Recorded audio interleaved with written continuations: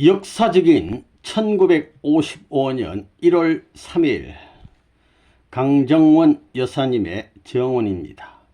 전 한국종교 여성협의회장이셨고 타이완 국가메시아였으며 36가정이신 강정원 여사님의 역사적인 1955년 1월 3일이라는 제목의 정언의 말씀입니다.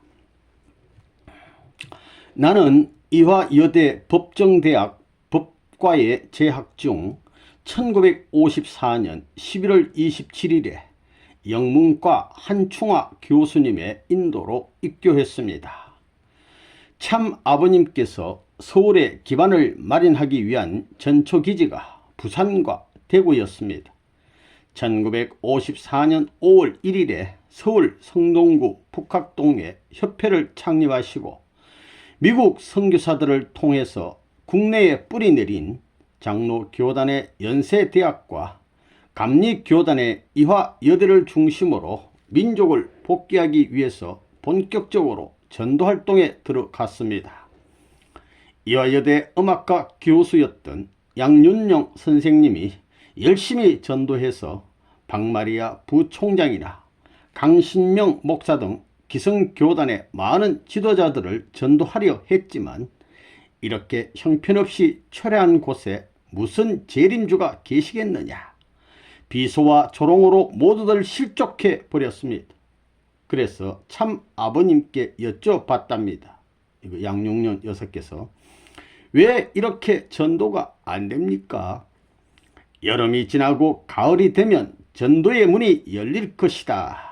그 말씀대로 10월이 되면서 한충화 교수님이 전도되었고 연세대의 유경규, 오성택, 황환채 학생 등이 전도가 되기 시작했고 내가 입교한 11월부터는 참다운 진리를 갈구하는 지성인들이 몰려오기 시작했습니다. 그래서 이화여대의 김환란 총장이 기독교학과 김용훈 교수님에게 비공식적 지시를 했답니다. 김 교수가 가서 통일교회가 어떤 곳인가 알아보세요. 학생들도 많이 가고 교수들도 가니 통일교회에 가서 좀 알아보세요. 김영훈 선생님께서는 건강이 안 좋은데도 불구하고 통일교회를 알아보려 했습니다. 총장의 비공식 지시도 따랐겠지만 이미 한충화 교수님과 안창성 선생님, 용산중학교 역사 담당 교사 안창선 선생님이 찾아왔기에 계시받은 진리를 듣고 싶었고 그 새 말씀의 주인공을 직접 만나보고 싶었기 때문입니다. 김용훈 교수님은 일본 관서학원 대학과 캐나다 토론토 대학에서 신학을 전공한 분으로 영국과 독일에서 여러 경험을 한 분이셨습니다. 원리 말씀을 들으니까 평소에 의문스러운 스웨덴보르그에 관한 영계의 의문점이 풀렸답니다. 재은복 선생님도 한충화 선생님과 안창성 선생님이 원리 말씀을 듣기를 권했답니다. 당시 한충화 교수님과 재은복 교수님은 같은 영문과 교수로서 한 교수실을 이용했습니다. 재은복 선생님은 김영훈 교수님이 믿는 것이라면 그것은 틀림없을 것이라고 하셨답니다. 그래가지고 말씀을 12월 말에 듣기 시작했는데 그때는 하루가 천년 같고 천년이 하루 같았습니다. 아침에 들어온 사람과 오후에 들어온 사람이 차이가 날 정도였습니다. 당신은 얼마나 조상의 공로가 많으면 이렇게 일찍 들어오셨습니까? 오후에 온 사람이 오전에 온 사람을 대선배로 모시는 때였습니다. 지금 때와는 영적 분위기가 전혀 달랐습니다. 이렇게 이어집니다. 요 위에 사진을 잠깐 보고 갈 것 같으면 참 어머님 모시고 한남동 공간에서 만세 삼창을 선창하는 신의 충모님. 그래서 무슨 행사를 하시고 축하하는 케이크 있고 이분이 신의 충모입니다. 만세 하고 계십니다.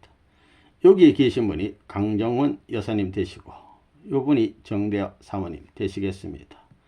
여기에 한남동 공간 되겠습니다. 이 뒤에는 또 사진이 이렇게 붙어 있습니다. 예, 고향 가는 길 비슷한 사진이 붙어 있습니다. 나는 고교 시절부터 교회에 다녔지만 믿음으로 다닌 것이 아닌 전쟁의 폐허 속에 희망을 찾으려는 간절함 때문이었습니다. 이화여대 법정대학에 입학한 후는 세례를 받았고 신구약 성서를 공부하게 되었습니다. 1954년 9월 30일 그날도 성경 공부를 하다가 잠이 들었는데 창세기의 미지의 사실 혹은 의문을 품었던 사실들이 영화 스크린이 나타나듯이 보여줬습니다. 환상을 본 것입니다. 그러면서 환청이 들려왔습니다. 지금은 말세요. 아버지의 시대이다. 아버지를 찾아라. 내 생명의 아버지를 찾아라. 이런 소리가 이제 들려왔다는 것입니다. 순간 나도 모르게 아버지를 연구퍼 되뇌이며 부르짖었습니다. 아버지, 아버지 했겠죠. 어디 가면 아버지를 만날 수 있습니까? 때가 되면 너를 인도하리라. 지금은 가까운 교회에 가거라. 그래서 가까운 연동교회에 출석하고 있었습니다. 10월 중순경부터 어느 날 영어 수업이 끝날 무렵에 한충아 교수님이 영계에 대한 얘기를 꺼내셨습니다. 아담 헤아가 선악과란 과일을 먹고 타락한 줄 아느냐? 마리아가 책임을 다 했는 줄 아느냐? 세례 요한이 주의 길을 곱게 하려고 왔는데 그 사명을 다 한 줄 아느냐? 예수님이 앞으로 재림하실 때 구름 타고 천사가 나팔을 불고 오실 줄 아느냐? 그 얘기를 듣는 순간 내 가슴이 뛰면서 단호히 아니라는 마음이 들었습니다. 교수님을 찾아가 좀 더 깊은 대화를 나누고 싶었습니다. 그러나 몽시받은 내용이 떠올라 하나님께서 인도해 주실 때를 기다렸습니다. 매 주일에 3번 영어 과목이 있는데 한 달쯤 후인 11월 26일 수업이 끝난 다음 이계순 친구를 데리고 한 교수님을 찾아 3층 기도실로 올라갔습니다. 한 교수님은 내 손을 꽉 붙잡으면서 물으셨습니다. 신앙 문제 때문에 그러지요? 그 말이 끝나기 무섭게 나의 두 눈에서 폭포수 같은 눈물이 하염없이 흘러내렸습니다. 한 교수님은 그런 내 모습을 바라보면서 얘기해 주셨습니다. 내가 하늘이 바라는 인생관이나 신앙관, 세계관과 우주관까지 해결할 수 있는 훌륭한 서성을 소개해 주겠다. 내일이 마침 토요일 수업이 없으니 오전 9시까지 장충단 공원 비석 앞으로 오세요. 한충아 교수님을 만나 이계순과 함께 따라간 곳이 이화여대 음악과 양윤영 교수댁이었습니다. 그곳에서 유효원 초대 협회장님의 강의를 듣고 은혜 충만한 영적 증거 역사와 더불어 입교하게 되었습니다. 최원복 선생님은 이화여대 법정대학 학생과장이셨습니다. 나의 모교인 수도여고 출신으로 법과에 진학한 친구들로 구성된 콩지 팥지 오페라타 공연팀이 개교 기념일에 출연을 준비할 때 최원복 선생님이 지도해 주셨기에 이미 가까운 사제지간이 되어 있었습니다. 그 인연으로 비가 오던 날 제 선생님 댁까지 전차를 같이 타고 모시다 드린 적도 있었습니다. 당시 을지로 사가역에서 내려 골목으로 조금 걸어가면 되는 일식가옥에서 사셨습니다. 최원복 선생님은 우리들을 직접 지도하지 않으셨지만 매주 3번 채플 시간이 있었는데 그때마다 배울 수 있었습니다. 가끔 직접 단상에 올라 설교도 맡아 하셨습니다. 당시 서구 문명이 막 들어오기 시작해서 서구화의 유행을 쫓으려는 때라 오드리 헵번 스타일처럼 쇼커트를 하고 미니스커트에 굽 높은 하이힐을 신기 시작할 때였습니다. 일부 학생들은 10 내지 12cm가 넘는 높은 굽의 하이힐을 애용하는 학생들도 생겨났습니다. 채플이 끝날 때면 학생과장인 최원복 선생님은 강당 입구에 지켜서 학생들의 복장을 검색하면서 굽 높은 하이힐을 신은 학생들을 빼내어 훈계하곤 했습니다. 제헌복 선생님은 단아하게 쪽진 머리, 비녀 뒤에 딱 꼽는 거, 쪽진 머리에 곤색 치마와 흰색 개통의 저고리를 입으셨습니다. 미국에서 교육을 받고 오셨는데도 구식 스타일이셨습니다.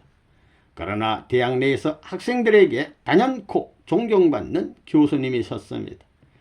왜냐하면 그 시대에 대개 대학을 졸업하고 미국이나 일본이나 미국 어디 외국에 가서 유학을 다녀오면 혼계를 놓쳐버려 정상적인 결혼이 아닌 재치로 가거나 김환란 총장이나 훗날 총장이 된 김옥길 씨처럼 평생으로 독신을 사는 여성들과는 확연히 비교가 되었습니다. 제때 처녀 총각으로 만나 혼인하고 자녀를 낳고서도 미국 국무성 초청으로 유학을 다녀와서 교수가 된 제헌복 선생님은 당시 대학생들에게 로망의 대상이었습니다. 자태도 고왔지만 말도 예쁜 단어만 골라 고운 음성으로 우아하게 표현하셨습니다. 1955년 1월 3일은 계시된 예수 그리스도의 성탄일입니다. 우리 예수님의 탄생일, 지금 기독교인들이 잘 모르고 12월 25일로 이렇게 기념하고 있지만 실상은 예수님께서는 1월 3일에 탄생하셨다고 합니다. 성동구 북각동 세대면 집의 작은 안방에서 참 아버님과 유효원 초대 협회장님, 김원필 회장님, 그리고 최헌복 선생님과 내가 전도한 이계순 친구, 나를 포함하여 6명이 앉아 기도하는 가운데 참 아버님께서 아담 헤아로부터 노아, 아브라함, 이삭, 야곱, 모세 노정을 쭉 풀이하시면서 이스라엘 백성들의 불신으로 예수님이 십자가에 못 박혀 돌아가신 고통과 한을 토로하시면서 기도 중에 땀으로 속옷은 물론이고 겉옷 잠바까지 젖도록 최헌복 선생님을 위한 간절한 기도를 올렸습니다. 6절년에 걸쳐서 재림의 시대가 이루어지는 이때에 정말 하나님께서 사랑하는 당신의 딸을 보내셨습니다. 이 딸을 통해서 하나님의 한 많은 복귀 섭리를 이루어드리겠습니다. 라고 아버님이 기도하신 거예요. 모두들 눈물과 콧물로 방바닥이 그냥 두루마리 화장지로 닦아내도 실개천을 이룰 정도로 통곡하면서 하나님께 결의를 표명했습니다. 특히 최헌복 선생님은 온몸이 땀으로 범벅되어 수박색 양단에 양털로 안감된 두루마리 한복을 벗어놓고서 하나님과 참 아버님께 변함없이 뜻기를 가겠노라고 맹세를 거듭했습니다. 아버님 뜻대로 살겠습니다. 하나님 뜻대로 살겠습니다. 그날 정말로 하늘이 최헌복 선생님을 귀하게 선택하셨습니다. 최헌복 선생님이 하늘 앞에 부름받고 완전히 선택받은 역사적인 날이 영원히 기록되어야만 할 것 같아 삼가 증거합니다. 이렇게 증거했습니다. 그러니까 최헌복 선생님께서 교회 입교하시고 한 2, 3개월 이렇게 준비하시고 참 아버님께서 드디어 결정하시고 최종 결정을 하시고 이렇게 기도를 하나님께 올리신 것 같습니다. 이후에 많은 세월 동안 많은 활동을 하시게 되었습니다.